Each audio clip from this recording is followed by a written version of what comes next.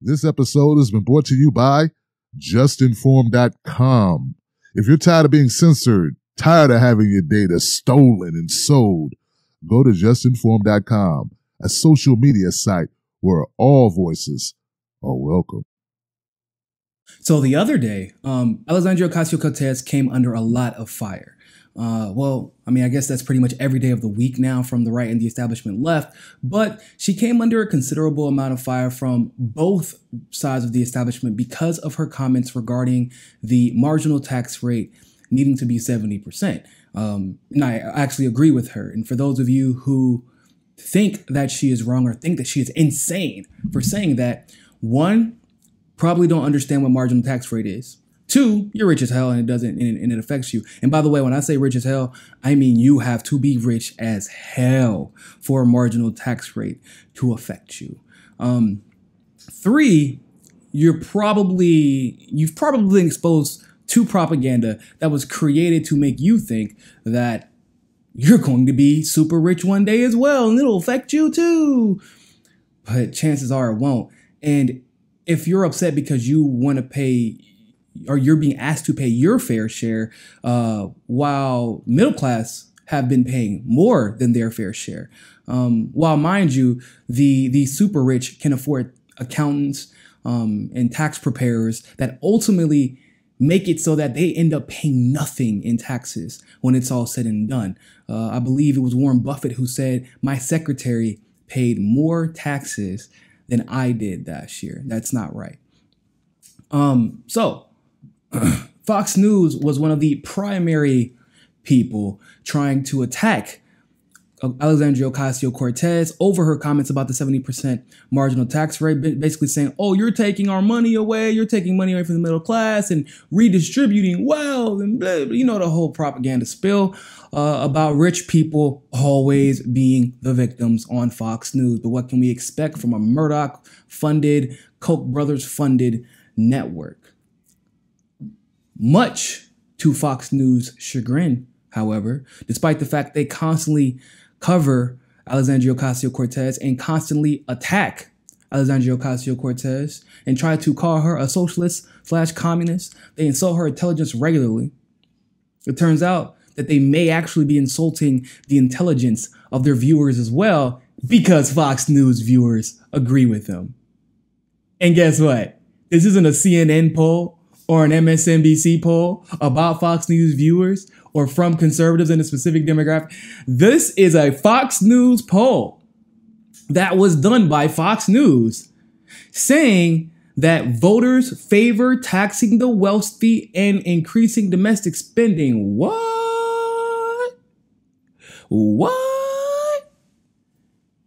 I thought that those were communist ideologies. I can't believe the watchers of Fox News would approve of redistributing funds. But I imagine that people have probably caught on to the fact that we already redistribute funds. We take the funds from the middle class and the lower middle class and redistribute them to the wealthy so we can build their factories and their NBA arenas and football stadiums, and they then go and create jobs that don't pay that well. They continue to be subsidized throughout their existence after they've already got subsidized just to merely exist. And then they hoard the money for themselves and for their high-ranking individuals within the corporation. So I'm not surprised by this poll, but let's go ahead and take a look at the article. Voters prefer increasing spending on domestic programs over cutting taxes and reducing spending, and their preferred way to finance that spending is to tax the wealthy, according to a Fox News poll released on Thursday. 51% of voters want to spend more on programs such as infrastructure, national defense, education, healthcare. That includes 63% of Democrats and 50% of independents and 39% of Republicans. 40% prefer the federal government cut taxes, spending, and regulations. I don't think that that's surprising.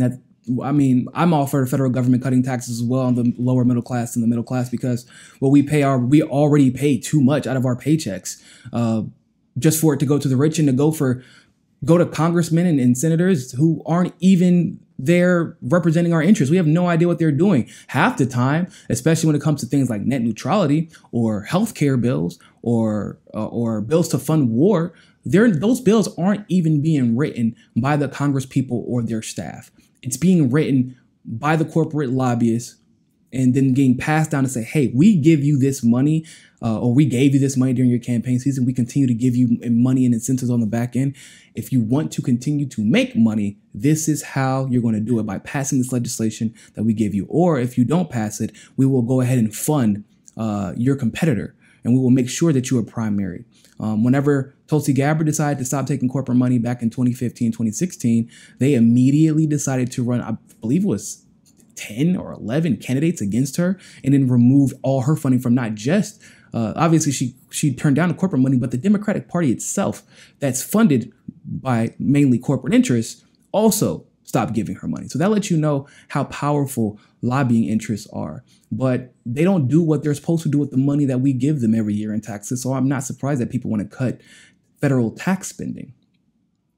The Fox News poll says that 51%, and this is registered voters, these are the people who really matter and will be contributing. They say they would increase spending. I don't understand what the debate is.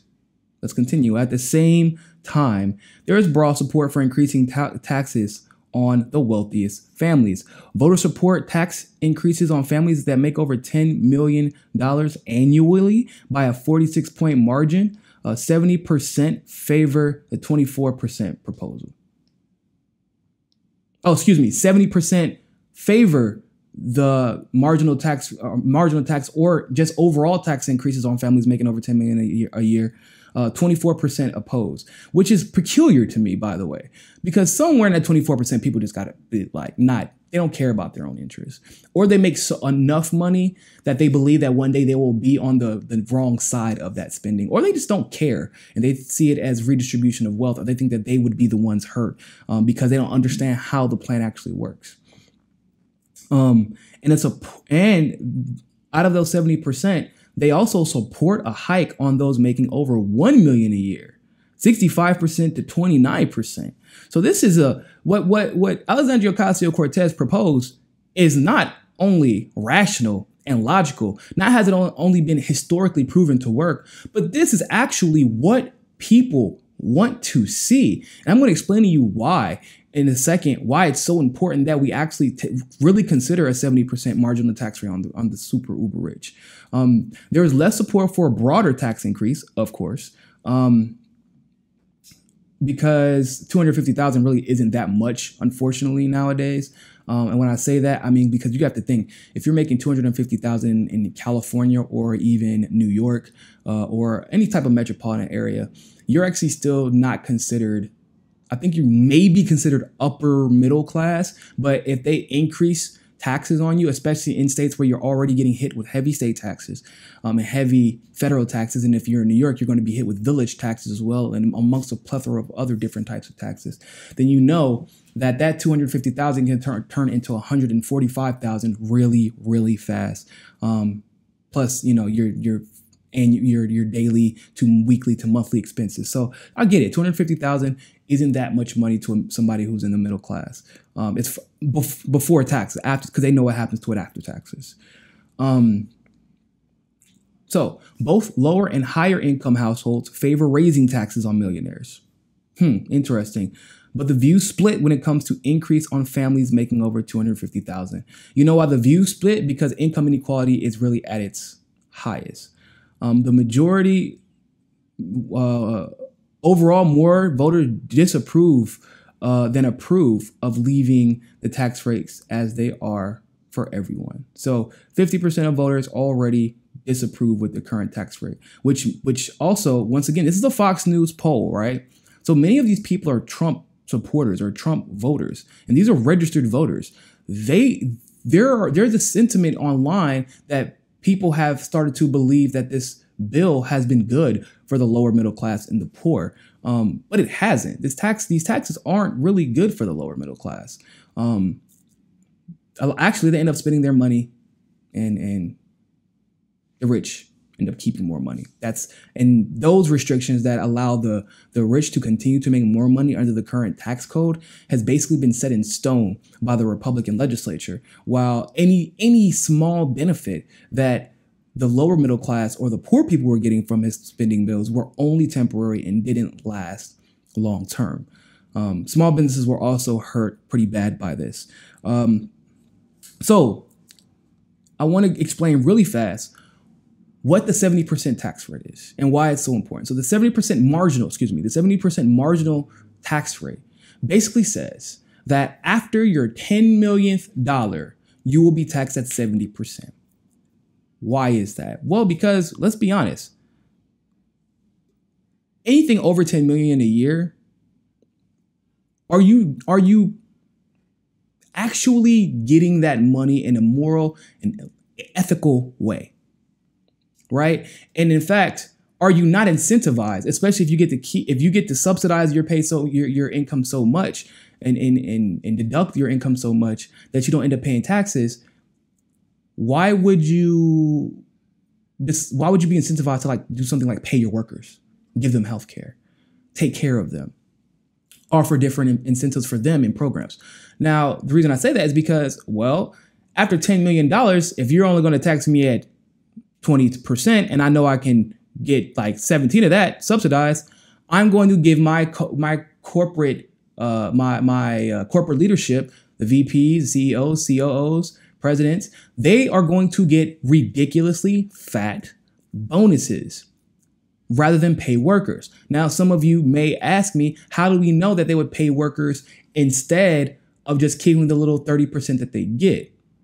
Well, in the Eisenhower era, FDR era too, but the Eisenhower era, the marginal tax rate got as high as 90%. And when the marginal tax rate got as high as 90%, guess when America was thriving the most? Specifically, when the middle class was thriving the most. When wages actually matched productivity. It was when the marginal tax rate was 90%. It gives an opening for competitors to enter the market because you don't get to keep another what? So instead of getting taxed at 90%, you only get taxed at maybe 15 to 20%. You don't get to keep another 8 to 9 million of 20 million. You have to pay your workers instead. So that gives other small businesses a chance to catch up because they're not getting taxed at that high of a rate. You get what I'm saying? I know it's a little bit convoluted, but essentially, if you're going to, the businesses would rather give that money to, because the way business works is that they would rather give that money to their employees who would be incentivized to work harder, stay loyal, stay enthusiastic about their business, and bring other good employees in. They would rather do that than give it back to the government. And that's a fact because they know as well as we do that the government isn't functional. And the only time they like paying off the government is when they know they'll get the benefits. So if they're not going to get the benefits that they're being forced to pay a flat marginal tax rate of 10 million, after $10 million of 70%, they were like, screw that. I'd rather just reinvest in my business, reinvest in my workforce to make sure that my workers stay and I can make even more money next year despite so if I have, if you have a 70% marginal tax rate, you're going to need to make more money, which means you're going to need your workers to do more, which means you need to pay them more. It's better. It's just better. Like the domino effect for a 70% marginal tax rate is better. Some would even argue that it needs to be more, but I think that 70% is a perfect number. And so once again, unless Fox News is going to insult Alexandria Ocasio-Cortez and all the economists who've come out and supported her and their own television viewers, it looks like most people agree. We need to tax the rich because, let's be honest, not only should we be taxing them for just the fact that it takes the consumer is what makes you rich. In order for you to continue to maintain your business, whether it's small or large, you need to have a healthy consumption base. And people need to have the money to buy. And that part is something that all businesses have to contribute to make sure that all businesses can be successful. And that's just the way it works. That's just how the economy works. Anybody who knows the economy, Anybody who knows the economy knows the consumer has power. That's how, what it says, a rising tide raises all boats. Yeah, a rising tide for the middle class, not the rich.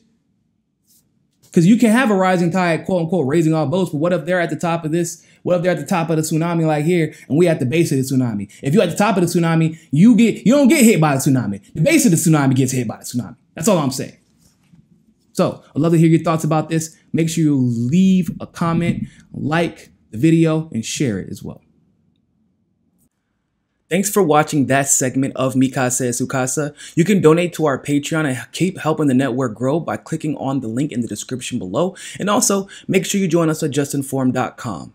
And finally, make sure you subscribe to us on Roku and be part of the very first independent news network on Roku TV. But more than anything else, always remember, find your balance. Peace.